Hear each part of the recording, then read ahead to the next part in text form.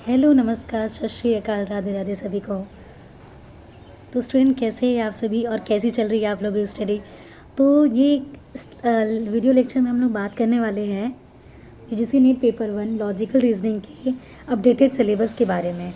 तो हमारा ये सीरीज स्टार्ट हो चुका है। अब हम एक एक करके 1 बाय 1 आपको डेली 3 से 4 वीडियो, आपको 4 से 5 मिनट का, मैक्सिमम 10 मिनट तक जाएगा, वो वीडियो आपको प्रोवाइड करते रहेंगे। आप उस वीडियो को डेली आप ज़रूर देखिएगा ताकि आपके जो है टॉपिक वो क्लियर हो जाए। और हाँ, मैं जो भी टॉपिक कराऊंगी उसके एक दिन बाद या उसी दिन आपको उसका पीवाईक्यूज़ भी करा दूंगी ताकि आपको ये भी समझ आ जाए कि वो कितना इम्पॉर्टेंट है और किस तरह से पीवाईक्यूज़ में आया हुआ है और किस तरह से हमें अटेम्प्ट करना है। ठीक है, तो चलिए हम लोग स्टार्ट करते हैं अब सिलेबस के बारे में। तो लॉजिकल रीजनिंग को हम लोग दो तरह से पढ़ते हैं वैसे, एक इंडियन लॉजिक और एक वेस्टर्न लॉजिक। ठीक है, तो वेस्टर्न लॉजिक हालांकि ज़्यादा इम्पॉर्टेंट है, इंडियन लॉजिक थोड़ा कम इम्पॉर्टेंट है। मतलब इम्पॉर्टेंट कम इसलिए भी कह सकते हैं क्योंकि आप कितना भी पढ़कर जाओ इंडियन लॉजिक में, लेकिन अगर आपको बहुत थोड़े टफ होते हैं, ज़्यादा होते हैं, तो अगर आपको भूलने वाला चीज़ रहता है। लेकिन अगर वेस्टर्न लॉजिक एक बार आप कर जाओ, अच्छे से पढ़ कर जाओ, तो आप मार्क्स अच्छे खासे स्कोर कर सकते हो। अगर 5 क्वेश्चन है उसमें से 2 क्वेश्चन इंडियन लॉजिक का है तो वो गारंटी मैं नहीं दे सकती कि वो सही होगा, लेकिन 3 क्वेश्चन अगर जितने भी आए क्वेश्चन वेस्टर्न लॉजिक है तो वो 100% मैं गारंटी देती हूँ कि वो सही होगा आपको। और एक फैलिसिस है, फैलिसिस में भी बहुत सारे नए नए फैलिसिस भी आ जाते हैं, बट स्टिल आपको उतना पढ़ना है जो कि प्रीवियस ईयर में पूछा गया है। 20 से 25 फैलिसिस खुद ही पूछा गया है, तो वो कर लीजिए, वो भी इनफ है क्योंकि आप एलिमिनेशन करने में आपको आसानी होगा ना। तो इसलिए चलिए हम लोग बात कर लेते हैं अब सिलेबस के बारे में। तो सबसे पहले वेस्टर्न लॉजिक के बारे में देखेंगे, बाद में हम लोग इंडियन लॉजिक के बारे में देखेंगे। तो क्या है ये लॉजिकल रीजनिंग का, सबसे वेस्टर्न लॉजिक का ये है वेस्टर्न लॉजिक का, हाँ ये, और ये इंडियन लॉजिक का है। तो सबसे पहले हम लोग बात करते हैं आर्ग्यूमेंट्स के बारे में। किसके बारे में? आर्ग्यूमेंट्स के बारे में। आर्ग्यूमेंट्स क्या होते हैं? ओके, आर्ग्यूमेंट्स क्या होते हैं? आर्ग्यूमेंट्स के स्ट्रक्चर के बारे में। स्ट्रक्चर मतलब आर्ग्यूमेंट किससे मिलकर बना होता है, उसमें क्या होते हैं, टर्म क्या होते हैं। ठीक है, आर्ग्यूमेंट्स में आर्ग्यूमेंट्स का एक होता है प्रॉपर्टी मूड एंड फिगर।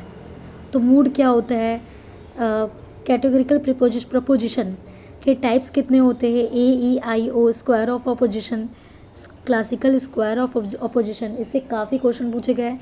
तो ये जो पहला वाला है ये आपको दिख रहा है आर्ग्यूमेंट्स, स्टेटमेंट में पढ़ना है, इसके साथ साथ प्रीमाइजेस को भी, मतलब वही होता है, बस थोड़ा सा डिफरेंस होता है, वही डिफरेंस ही आपको समझना है। हालांकि जब मैं आर्ग्यूमेंट्स कराऊंगी तो आपको ये डिफरेंस बताऊंगी। फॉर्मल एंड इनफॉर्मल फैलिसिस, फैलिसिस से भी हमेशा 1-2 क्वेश्चन देखने को मिलते हैं, कभी कभी मैक्सिमम 3 क्वेश्चन पूछा है एग्जाम में, तो फैलिसिस भी आपके लिए इंपॉर्टेंट हो जाता है। हालांकि वो फैलिसिस जो कि एग्ज़ाम में पूछा हुआ है उसको तो आप करेंगे ही, ज़रूर से ज़रूर करेंगे उस टाइप को, जैसे बिगिंग द पैरिटी, इस तरह से जो फैलिसिस है वो करेंगे ही आप। Red herring fallacy, uses of language, language का यूज़ जो है कॉनोटेशन एंड डेनोटेशन में करना है आपको। टर्म का कॉनोटेशन मतलब वही जो वर्ड होता है उसी का बस अर्थ ले लेते हैं, उसी अर्थ, उसको अलग तरह से नहीं देते हैं, तो उसे बोलते हैं डेनोटेशन। और कॉनोटेशन में उसके भावनाओं को भी समाहित किया जाता है, केवल जो बोल रहा है वो नहीं, बल्कि वो क्यों बोल रहा है, क्या इसका अर्थ और हो सकता है।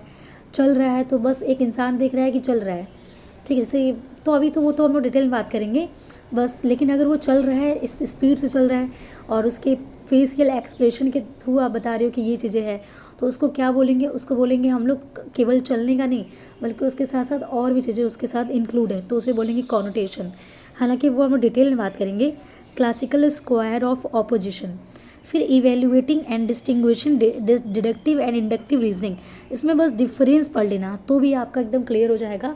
ठीक है, तो सबसे पहला मैंने क्या बताया, आर्ग्यूमेंट्स, फिर उसके बाद फॉर्मल एंड इनफॉर्मल फैलिसीज, उसके बाद connotation and denotation, classical square of opposition. हालांकि जब आप आर्ग्यूमेंट्स पढ़ते हो तो स्क्वायर ऑफ ऑपोजिशन ज़रूर से पढ़ते हो क्योंकि कैटेगोरिकल प्रिपोजिशन के ये टाइप्स होते हैं।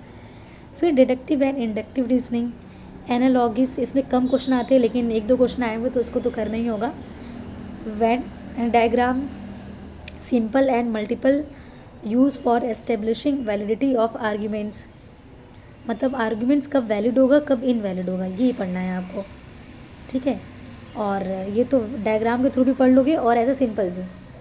फिर उसके बाद इंडियन लॉजिक तो बताया, मतलब इंडियन लॉजिक वेस्टर्न लॉजिक आपका हो जाता है यहाँ पे। फिर इंडियन, हाँ, और एक और भी होता है लॉजिकल इक्विवेलेंट, लिखा नहीं है कहीं लेकिन क्वेश्चन आया हुआ है भर भर कर। Logical equivalent, equivalent,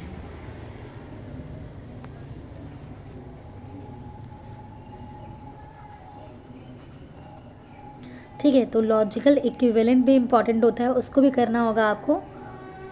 and Indian logic में क्या, नॉलेज के स्रोत, ठीक है, तो मीन्स ऑफ नॉलेज। फिर उसके बाद ये प्रमाण को पढ़ना है, पांचों ये स्कूल ऑफ थॉट, ठीक है। ये प्रत्यक्ष को पढ़ना है, यानी वही प्रमाण में वही प्रत्यक्ष है, अनुमान है, उपमान है, शब्दा, अर्थपति, अनुपलब्धि। फिर उसके बाद अनुमान के जो दिखा हुआ है इन्फ्रेंस वाला, ये वाला, इसको थोड़ा डिटेल में पढ़ना है। हालांकि ये केवल इतना नहीं है, इसके बाहर भी बहुत सारे क्वेश्चन आए हुए हैं। तो आप कहोगे मैम समझ नहीं आ रहा है, बस सिलेबस तो जान जाओ। मतलब मैं हमेशा कहती हूँ स्टूडेंट को, अगर आपने सिलेबस जाना तो मतलब आधा काम आपका यहीं ख़त्म हो गया। तो आप सिलेबस ही जानो पहले कि सिलेबस में क्या है। तो सबसे पहले आपको आर्ग्यूमेंट्स पढ़ना है, उसके बाद आर्ग्यूमेंट्स के टाइप्स पढ़ने हैं, मतलब आर्ग्यूमेंट किससे मिलकर बना है, उसमें जो टर्म यूज़ होते हैं मेजर, माइनर, मिडल टर्म, वो पढ़ना है। फिर कैटेगोरिकल प्रीपोजिशन के बारे में, प्रपोजिशन, इसका प्रोनाउंसिएशन प्रपोजिशन करना, प्रीपोजिशन नहीं, प्रपोजिशन। और mood and figure, formal and informal fallacies, connotation and denotation, classical square of position, most important, इसको तो आप स्टार बना लो, ठीक है। ये इवेल्युएटिंग एंड डिस्टिंग्विशिंग डिडक्टिव है, वही डिफरेंस बताना है आपको डिडक्टिव एंड इंडक्टिव रीजनिंग में, एनालॉगिस में, वेन डायग्राम, इंडियन लॉजिक, प्रमाण, स्ट्रक्चर एंड काइंड ऑफ अनुमान, इन्फरेंस, ठीक है। हेतुवाभ्यास, हेतुवाभ्यास मतलब हेतु कारण, इसको भी डिटेल में पढ़ना होता है।